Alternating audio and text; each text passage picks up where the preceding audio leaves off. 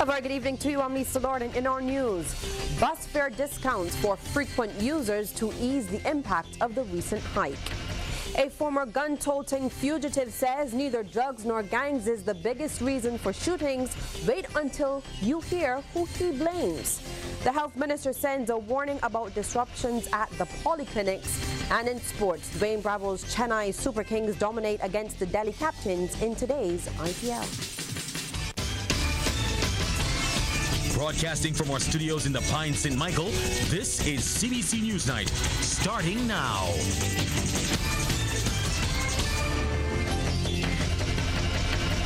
Barbadian commuters could pay a discounted fare as low as $3 when the Transport Board rolls out its new pricing structure. Prime Minister Mia Amor Motley announced a bus fare hike from $2 to $3.50 in her budget last week, but she told Parliament in her budget debate wind-up last night that government had always been prepared to make adjustments for frequent travelers. Instead of having discounts related to persons or to time-bound things, that they would issue 10 trip tickets, 14 trip tickets, 20 trip tickets, and 28 trip tickets. Now, they will roll out this in the proper way and the proper marketing way, but what's the long and short of it, Mr. Speaker?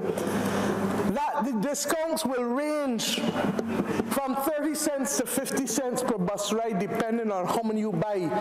So that instead of paying the equivalent of $3.50, you could pay as low as $3.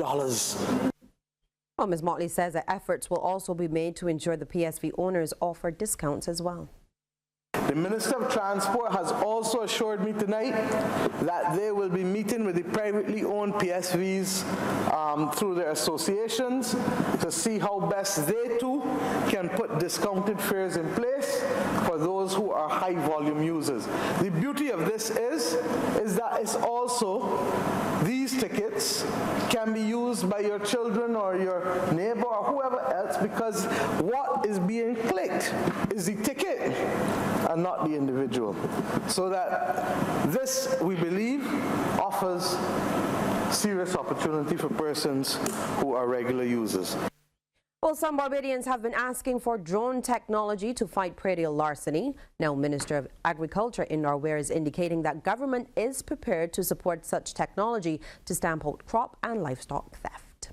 We have said we are prepared then to move to a drone base where drones can be employed, and radio frequency devices and GPS, so that you can do a continuous monitoring.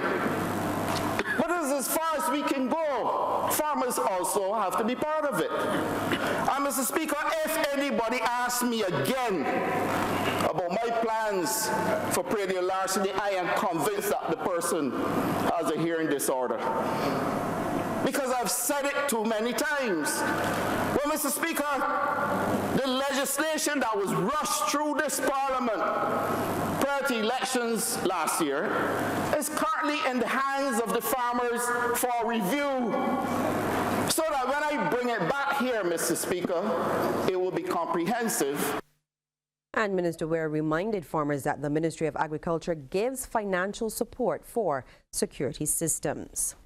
While government is not promising any tax breaks on the importation of plastic alternatives, this is according to the Minister of Maritime Affairs and the Blue Economy, Kirk Humphrey. He was speaking during the second reading of the Control of Disposable Plastics Bill yesterday. Minister Humphrey is, however, concerned about price hikes as a result of the introduction of alternative products.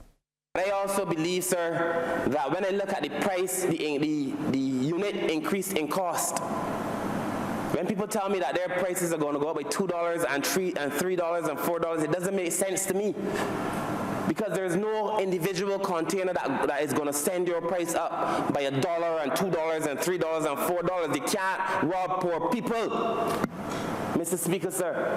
And that's what's going to happen, or try to happen. People posting now their food going up by $3.50 like it's bus fare. Mr. Speaker, sir, it is not true. And firmly supporting that bill, Minister of Youth and Community Empowerment Adrian Ford says government has a duty to protect its people. He says there are serious health hazards associated with plastics. When persons ingest these dioxins from a secondary base, what happens is that you recognize that there are a lot of cancers, a lot of hormonal abnormalities that we are exposed, that we are finding nowadays. When persons burn plastics, and I heard the member of parliament, the minister, spoke about this styrene that is causing extracted into the environment, affecting people's eyes and the mucous membranes. This is not only the environmental hazards that we have to be faced with, but the health hazards as well. Minister of Health and Wellness, Lieutenant Colonel Jeffrey Bostic, has sounded a warning to patients who disrupt operations at the Winston Scott Polyclinic. 2 recent violent incidents on the compound led to a work stoppage and the intervention of the minister. Now, new security measures have been instituted to safeguard both staff and patients at that facility. And Minister Bostic made it clear lawless behavior will not be tolerated. We cannot afford to have any lawless behavior entering the polyclinics or in the health system in terms of people delivering services. This is a no-no. It's a no-no. And I appeal to people to be responsible about this, because when you behave in the manner that was displayed over the last 2 or 3 weeks, and you traumatize the staff, and then the services cannot be delivered, you may be stopping services being delivered to your family, your friends, members of your community, and that does not make sense. And that polyclinic reopened this afternoon after a deep cleaning over the weekend to make the polyclinic medically fit to receive the patients. Well, St. Michael West Central MP Ian Gooding-Edgell is touting the work of government's economic ministry.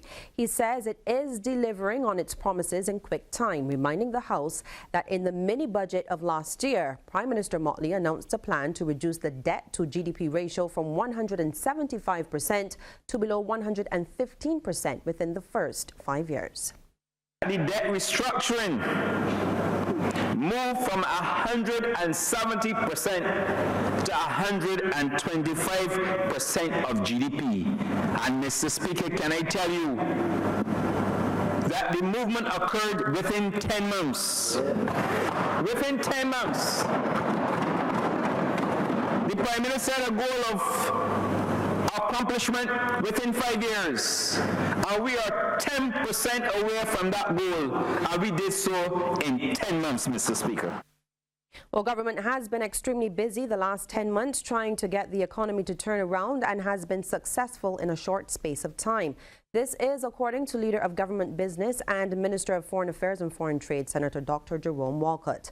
Leading off the budget debate in the upper house, Senator Walcott says his ministry in particular has been making a lot of headway. He pointed to an agreement which was signed just last week among CARICOM member states, which will deal with the issue of trade if Brexit becomes a reality.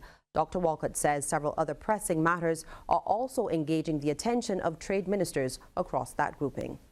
There's still the matters of the ACP and the Cotonou Agreement, which expires in 2020.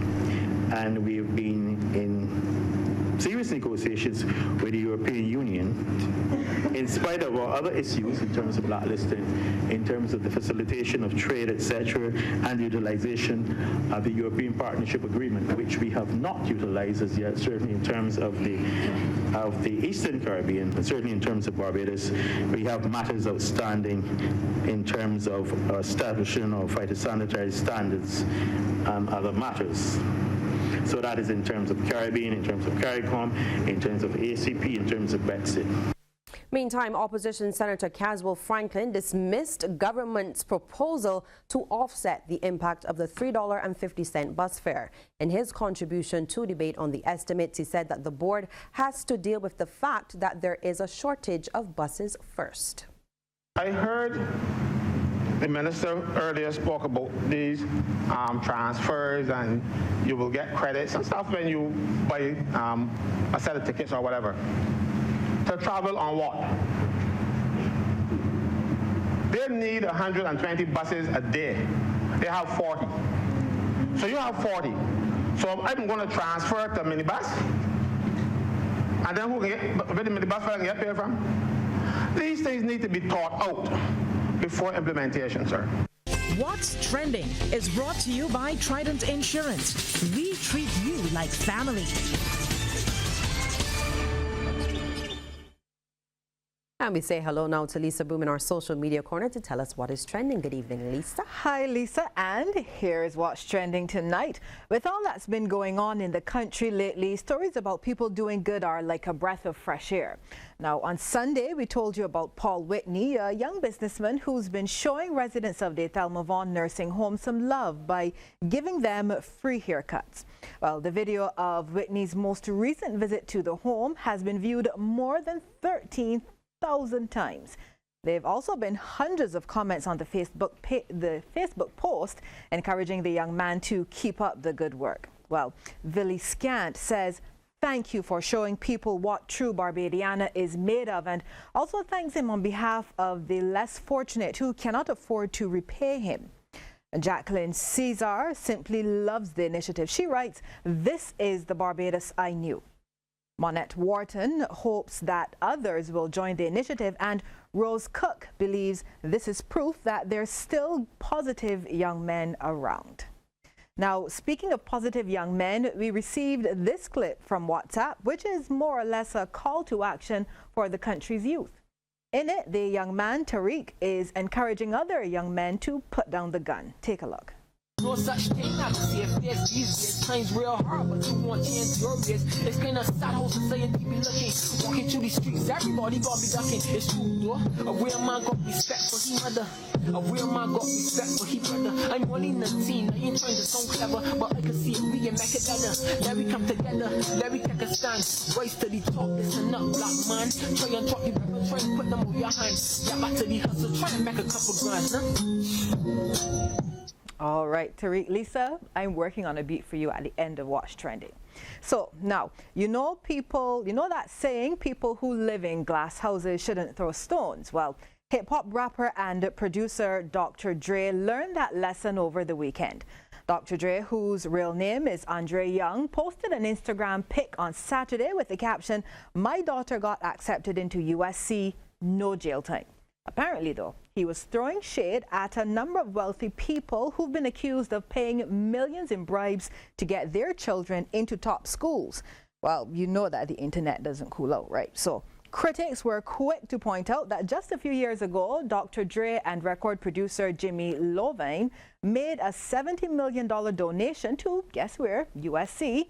And he even has a building named after him on the campus. Well, Dr. Dre has since taken down that post.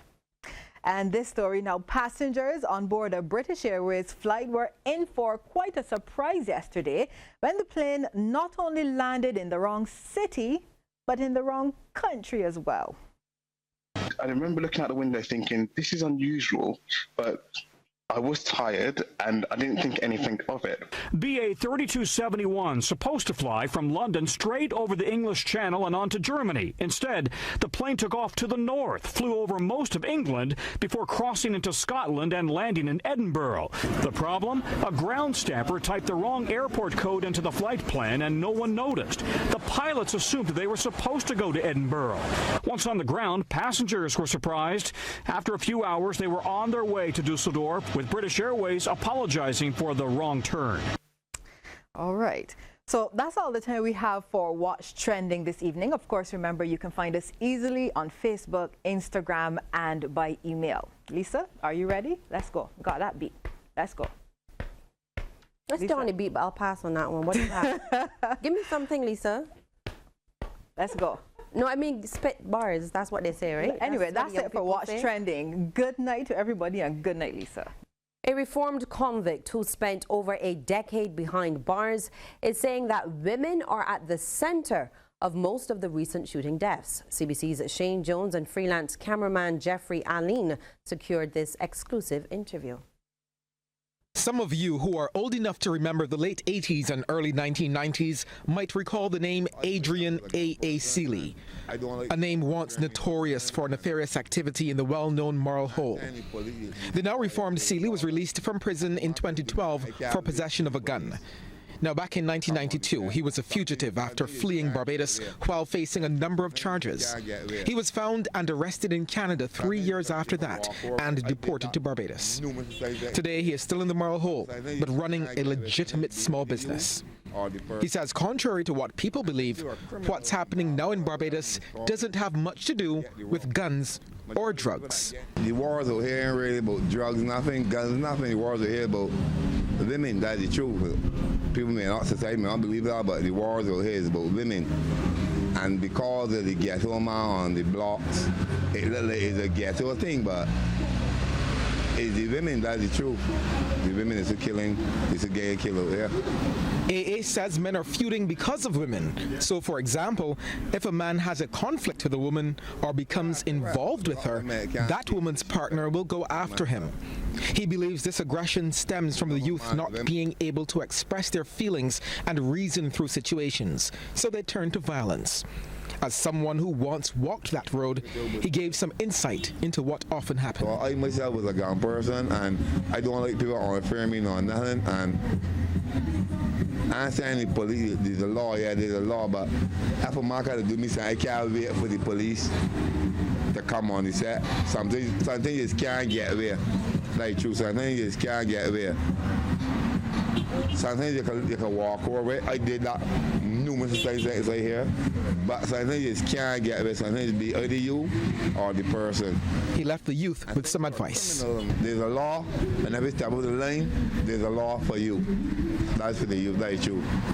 If you get caught, that's your choice. Don't look for no scrutiny, because the society is already begging to cease the fire. So, it's your choice. Either you cease or you deal with it. Shane Jones, CBC News. Well, students are being given the opportunity to explore a range of job possibilities with the Barbados Association of Guidance Counselors 2-day National Career Showcase. The 13th edition of that showcase opened this morning at the Lloyd Erskine Sandiford Center. Our Kishmar St. was there and filed this report. Though some of the students have already made up their minds, the 13th National Career Showcase is but an eye-opener. As a young girl going into, wanted to go into the field of graphic designing, that there are a lot of options here. I could go to UV, I could go to BCC. I want to get in the Coast Guard. So with this youth service program, that would help me. That would be my job attachment to go into the Coast Guard so I could fulfill my dream as a soldier. The career options are vast. There are more than 150 exhibitors. Our theme, Embracing the Opportunities, Expanding Your Vision, has been deliberately chosen to propel our students to move out of their comfort zone, to stop being so insular in their thinking when it comes to career planning, and to realize that career planning has to be intentional. It is not a fly-by-night affair. The budding entrepreneurs are a hit. Our business is a facial bedazzling. We also have a rose sculpting, and we also have a photo board, which is labeled as My Black is Beautiful. My dad was my inspiration, to be quite honest. I just like making people happy. I like meeting new people, and I like to treasure those moments. And by doing that, we keep them in pictures. We have a range of products here. We have our t-shirts, which is often sold at school. We also have our soaps, which is our natural soaps. We have brownies as well, and also we have various cupcakes. Our business started when we came back to school for another year in upper fifth. Other exhibitors included tertiary-level institutions. What we have here is a display of what was done during our cultural arts program, which is a very small component of the Barbados Youth Service. You will see trainees would have done basketry and so forth. And these can be used for sale. It really is a program to help develop the skills that they probably can use outside of the Barbados Youth Service to generate income for themselves. Among the school children browsing the exhibits are some who are yet to decide on a career path. Hopefully, this 13th National Career Showcase will help them to make up their minds. Kishmar Senjis, CBC News. A former leader of the United Progressive Party, Lynette Eastman, has relinquished her position as chairman of that party. And this confirmation from Public Relations Officer of the UPP, Wayne Griffith, who notes that this comes as the party moves to select a new executive committee for 2019-2020. Mr. Griffith told CBC News that Ms. Eastman has also indicated that she would not be contending the top post in the upcoming poll, which is slated for this weekend. But she has not ruled out serving in a less substantial position in the party in the future. The United Progressive Party is in the process of choosing its executive to serve for the period 2019 to 2020. And a number of persons have been nominated. Ms. Eastman has chosen not to be running for the position of chairman this time around. However, she's expected to still hold one of the executive positions. And these positions will be announced by this Friday through press release. But for sure, Ms. Eastman will still be involved with the United Progressive Party. And Mr. Griffith says that nominations for positions are being processed via online nominations. He says the names and positions of the new UPP executive will be made public once the process has been completed on Friday. And those contending for the top spot include Ambrose Grosvenor, Everton Holligan and Wayne Griffith. Well, the Transparency Institute of Guyana is calling on all to respect the March 22nd ruling of the appeal court that the December 21st no-confidence motion was not validly passed. President Troy Thomas called out both the president and the opposition leader for remarks made in the past about the court's rulings on legislative matters. Speaking on the independence and the importance of the court, he pointed out that even if persons disagree with the court, the ruling given still stands. It's one thing to disagree with the ruling of the court, and say it if you disagree. I'm going to wink at that right now, if you disagree with the ruling of the court, but it's an entirely different thing to try to tarnish the reputation and the independence of the court. It's even more so egregious when it's current members of the legislature involved. Thomas referred to the matter on the appointment of the chairman of the Guyana Elections Commission, GCOM, where the Chief Justice in her ruling stated that President David Granger should have explained his reasons for refusing the name submitted by the opposition leader Barra Jaglio. Following that ruling, the president's comment was also found to be unbecoming. He said, "There was a court case filed and the Chief Justice had ruled that the appointment was legal. However, the Chief Justice also ruled that the President must explain his rejection of the individuals in the list. And the President famously said something to the effect that she has her interpretation and I have mine." 2 of the 3 Court of Appeal judges on Friday afternoon ruled that 34 votes and not 33 in the 65-seat National Assembly are required as an absolute majority for the passage of a no-confidence motion. This effectively means that the government can continue in office and there is no need to call general and regional elections unless the country's final appellate court, the Caribbean Court of Justice, rejects the ruling. The opposition is expected to challenge the ruling this week at the CCJ.